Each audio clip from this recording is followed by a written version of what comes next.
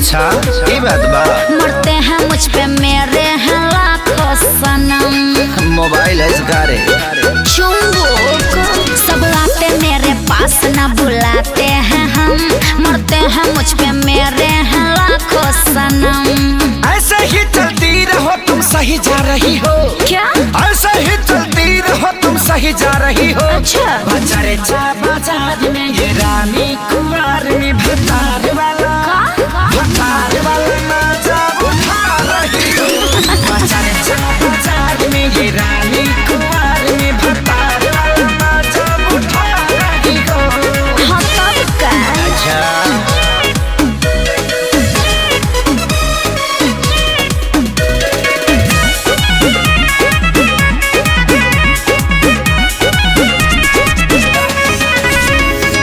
सबके समझिले मोडया मिजाज हो।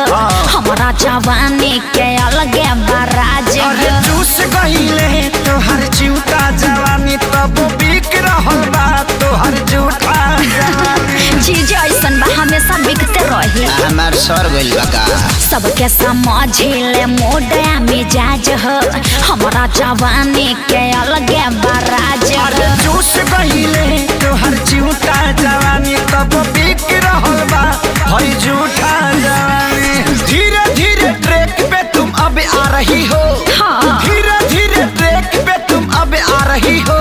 बाजारे चा बाजार में ये रानी कुमार में भतार वाला मजा उठा रही हो। बाजारे चा बाजार में ये रानी कुमार में भतार वाला मजा उठा रही हो।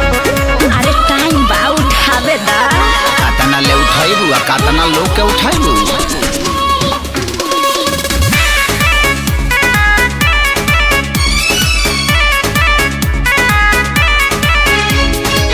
केहू न ऐसा जे पागल न प्यार में मार करवाइले हम ता बाजार में। छोड़ दी हले जब धके खेसारी। हाँ। भर गइलू अजय बच्चन बभारी। अरे हम सब पे भारी पड़ जाने। आदमी है कि भैंस रे। केहू न ऐसा जे पागल न प्यार में मार करवाइले हम ता बाजार अरे में। छोड़ दी हले जब धके खेसारी। का? भर गइलू अजय बच्चन बभारी। मड़ई में गरइए बाछी खूब खा रही हो। अच्छा मड़ई में गरइए बाछी खूब खा रही हो। ओके बाजारे चा बाजार में ये रानी कुमार में भतार वाला मजा उठा रही हो। तब का बाजारे चा बाजार में ये रानी कुमार में भतार वाला मजा उठा रही हो। हाँ तो दिक्कत का बा तहार हिक्कत का बा। माइयो गे माइयो।